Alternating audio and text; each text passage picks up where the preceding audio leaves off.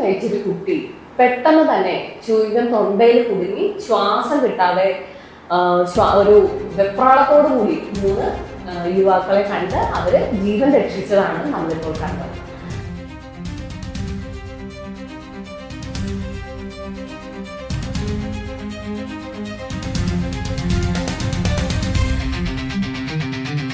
എന്താണ് ഇത്?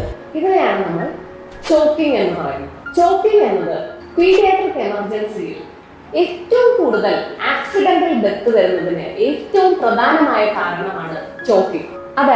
കുഞ്ഞുങ്ങള് ഈ ചൂയിങ്കം ഒക്കെ എന്ത് പറ്റും, തൊണ്ടയിൽ സ്റ്റിക്കി ആയിട്ടുള്ള ഐറ്റംസ് ഒക്കെ കഴിക്കുമ്പോൾ പെട്ടെന്ന് തന്നെ തൊണ്ടയിൽ കുടുങ്ങി ആകെ തന്നെ ബ്ലൂ ആയിട്ട് ശരീരം മൊത്തം നീലിച്ചു വരിക, ശ്വാസം കിട്ടാതെ കണ്ണൊക്കെ തന്നെ പുറത്തു വരിക, ചില കുഞ്ഞുങ്ങൾക്ക് ചുമ ഉണ്ടാവാം. അപ്പൊ ഇതൊക്കെയാണ് പ്രധാനമായിട്ടും കാണുന്ന ലക്ഷണങ്ങൾ.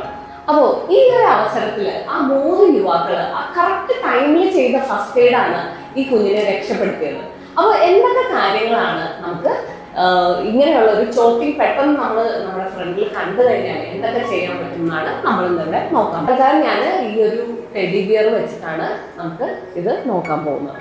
അപ്പോൾ ആദ്യം തന്നെ നമ്മൾ കുഞ്ഞുങ്ങൾ ചോക്ക് ചെയ്യുമ്പോൾ കുഞ്ഞുങ്ങൾ ഭയങ്കരമായിട്ട് അല്ലെങ്കിൽ ചുമയ്ക്കാനോ അല്ലെങ്കിൽ ഒരു വെപ്രാളോ ഒക്കെ കാണിക്കും. ഒരിക്കലും തലയിലിട്ട് അടിക്കാനൊന്നും പാടില്ല.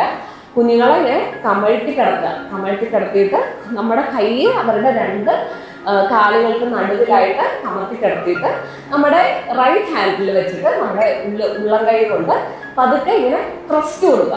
ഒരു 5 ടൈംസ് ഇങ്ങനെ ഫ്രണ്ടിലോട്ട് വേണം ആ ഫോഴ്സ് പോകാൻ. 1 2 3 4 5 5 ടൈംസ് ട്രസ്റ്റ് കൊടുക്കുക. ഇടയ്ക്ക് നമ്മൾ നോക്കണം കുഞ്ഞിന്റെ വായിന്ന് ഫോറിൻ ബോഡി അല്ലെങ്കിൽ എന്താണ് ഉള്ളിൽ ചെന്നത് അത് പുറത്തോട്ട് പോകുന്നുണ്ടോ എന്നുള്ളത് നോക്കുക. പിന്നെ വീണ്ടും തിരിച്ചു കിടത്തിയിട്ട് എന്താ ചെയ്യേണ്ടതെന്ന് വെച്ചാൽ നമ്മുടെ ഈ 2 നിപ്പിൾസിന്റെ നടുവിലായിട്ടുള്ള ഭാഗത്ത് അല്ലെങ്കിൽ തൊട്ട് താഴെയുള്ള ഭാഗത്തായിട്ട് വീണ്ടും ട്രസ്റ്റ് കൊടുക്കുക. 1 2 3 4 5. ഇനി 1 വയസ്സിന് മേളിലുള്ള കുഞ്ഞുങ്ങളിൽ നമ്മൾ എന്താണ് ചെയ്യേണ്ടത്? ആദ്യം തന്നെ കുഞ്ഞുങ്ങൾ ചുമക്കുകയാണെങ്കിൽ കുഞ്ഞുങ്ങളെ ചുമക്കാൻ അനുവദിക്കുക. ഒരിക്കലും വെള്ളം കൊടുക്കാനോ അല്ലെങ്കിൽ അതൊന്നും നിർത്താനോ കിടത്താനോ ഒന്നും പോകരുത്. ചുമച്ച് പുറത്തോട്ട് വരാൻ നോക്കുകയാണ്. ആദ്യം തന്നെ നമ്മൾ അവരെ ഇങ്ങനെ ഒന്ന് കുനിച്ച് നിർത്തിയിട്ട് നമ്മുടെ വലത് കൈയുടെ തമ്പ് ഇങ്ങനെ ഉള്ളിലോട്ട് വെച്ചിട്ട് ലെഫ്റ്റ് ഹാൻഡ് അതിൻ്റെ മുകളിൽ വെക്കുക.